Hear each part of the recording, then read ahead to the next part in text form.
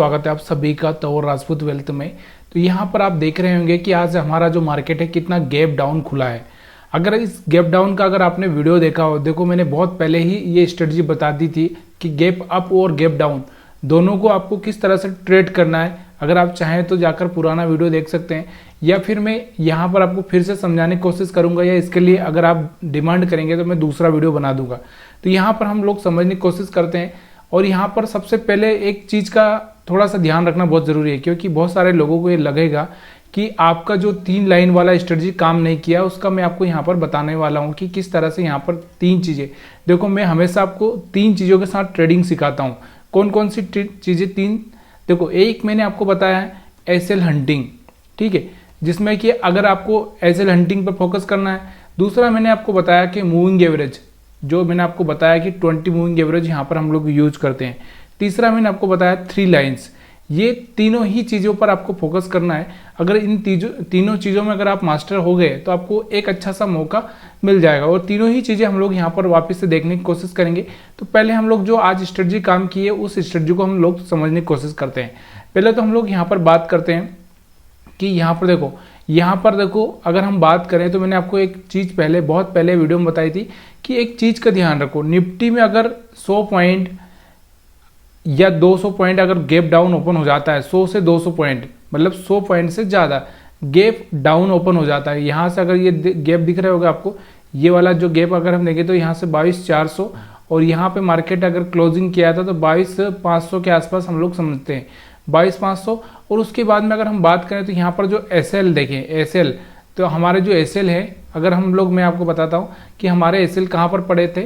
मैंने आपको पहले ही बता दिया था, उस दिन एनालिसिस के वीडियो में बता दिया था कि हमारे पास एसएल तो ऊपर पड़े हैं, लेकिन हमारे पास में जो चांसेस है वो चांसेस हमारे पास में कहाँ पर बनते हुए दिख रहे हैं। मैंने आपको लास्ट वीडियो में यही बताया था कि ये वाला जो स्विंग है ना, हमारे पास में एक ये वाला स्विंग और एक ये वाला स्विंग हमारे लिए बहुत काम करेगा, और एक ये वाला स्विंग।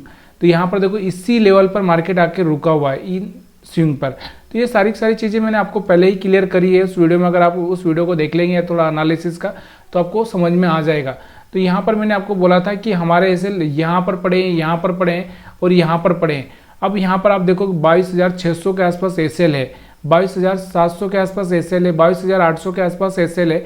अब मार्केट खुला है हमारा कहाँ पर, यहाँ पर। और यहाँ से अगर हम बात करें तो यहाँ से कहाँ पर गया था, ये 250 के आसपास। अगर हम बात करें तो 250 के आसपास हम इसको समझ सकते हैं। तो लास्ट में थोड़ा सा मैं देख लेता हूँ कि कहाँ तक गया हमारा मार्केट, लास्ट में कहाँ तक गया था, 22,260 के आसपास, 62 के आसपास यहाँ से गया था। तो यहाँ से अगर हम बात करें 200 ही समझ ले, 22,200 हम समझते हैं। तो 22,200 से ये एसएल खाने के लिए 600 पे आएगा क्या, 400 पॉइंट नहीं जा पाएगा। क्यों नहीं जा पाएगा?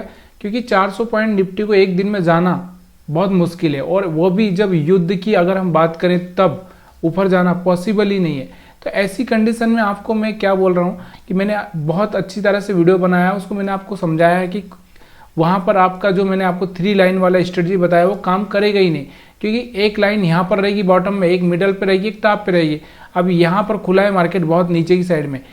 अब यहाँ पर आपको मैंने ये भी बोला था कि अगर आप थोड़ा सा देखेंगे कि यहाँ पर कोई कैंडल से बनना चाहिए तभी जाके आप थोड़ा सा वहाँ पर कर सकते हैं।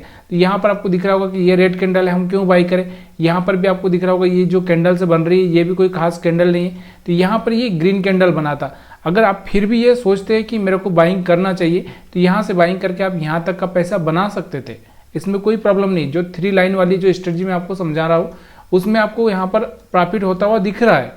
चलिए यहाँ पर मैं आपको समझा देता हूँ थोड़ा सा कि यहाँ पर देखो मैंने आपको 3 लाइन वाली स्ट्रेटजी में मैंने आपको क्या समझाया था। थोड़ा सा 3 लाइन वाली को हम लोग यहाँ पर देख लेते हैं पहले तो, कि यहाँ पर मैं 3 लाइन डाल देता हूँ तो यहाँ पर आपको समझ में आ जाएगा कि 3 लाइन में मैं आपको क्या बताता हूँ। ये चीज़ें आपको याद रखना है कि लास्ट वाला हमारा जो कैंडल था उसका मिडल और बॉटम और टॉप तीनों ही पॉइंट हमको लेना है, तीनों ही पॉइंट लेनी है हमने। अब यहाँ से मैंने आपको क्या बोला कि देखो मैंने ये ही बोला है कि अगर इस लेवल में यहाँ पर इस एरिया में कहीं पर मार्केट खुलता है तो आपको यहाँ पर क्या करना है, बाइंग पर फोकस करना है। अब इसके साथ ही मैंने ये भी बोला कि ऐसा नहीं है कि वहाँ पर रेड कैंडल बन रही है और आप वहाँ पर बाइंग कर रहे हो, तो ये भी आपको मैंने बोला है कि नहीं बोला। तो यहाँ पर आप देखोगे तो तो यहाँ पर उसके बाद मैंने यहाँ पर आपको क्या बोला, इस एरिया में अगर मार्केट खुलता है तो आपको क्या करना है, बाय और सेल दोनों पर करना है। और यहाँ पर आपको इस एरिया में कहीं खुलता है तो आपको सेल पर फोकस करना है। ये 3 चीज़ें मैंने आपको बताई। तो चलिए थोड़ा सा 5 मिनट के चार्ट पर चलते हैं और मैं आपको यहाँ पर सिखाता हूँ किस तरह से आप ट्रेडिंग कर सकते थे। तो यहाँ पर आपको दिख रहा होगा कि ये देखो, यहाँ पर हमारा मार्केट खुला था, यहाँ पर कहीं पे इस तरह से मार्केट नीचे ही गया।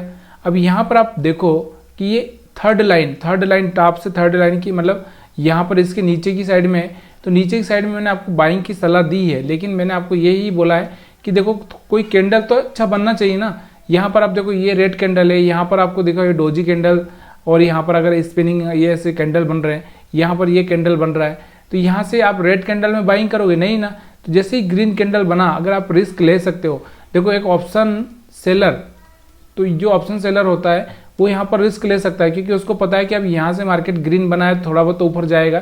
तो यहाँ से आप दिख रहा होगा, अगर आप देखोगे यहाँ से 22,277 से मार्केट यहाँ पर अगर हम देखें तो कहाँ तक गया था, अगर मैं यहाँ पर बताऊँ आपको तो कहाँ पर गया था मार्केट हमारा, यहाँ पर 22,426 के आसपास। तो करीबन अगर हम बात करें तो 150 पॉइंट यहाँ से मार्केट ऊपर चढ़ा था। अगर यहाँ से आप प्रॉफिट करना चाहते, जो मैं आपको बता रहा हूँ उस स्ट्रेटजी से अगर प्रॉफिट करना चाहते तो आप अच्छा सा प्रॉफिट बना सकते थे। उसके बाद में मैंने आपको बोला कि एसएल हंटिंग, तो देखो यहाँ पर आपको रेड कैंडल दिखा होगा, तो यहाँ से आपको रेड कैंडल दिखा होगा तो लोगों ने यहाँ पर क्या किया होगा, सेल किया होगा। तो यहाँ पर लोग सेल किए होंगे तो उनका एसएल यहाँ पर पड़ा हुआ, तो मार्केट ने क्या किया, वापस से उनका एसएल खाने के लिए मार्केट ऊपर गया। तो यहाँ से आपको दिख रहा होगा, यहाँ से यहाँ तक का टारगेट भी आप रख सकते थे। और उसके बाद आप देखोगे 20 मूविंग एवरेज के ऊपर यहाँ पर आ चुका है, यहाँ पर एक अच्छा सा ग्रीन कैंडल बना है। तो आप यहाँ पे चाहते हैं तो यहाँ से भी आप छोटा सा मोमेंटम यहाँ से कैच कर सकते थे। उसके बाद में अगर आप देखोगे तो वापस से यहाँ से 20 मूविंग एवरेज ब्रेक किया, हम लोग यहाँ से सेल नहीं करेंगे, पहली बार ब्रेक किया।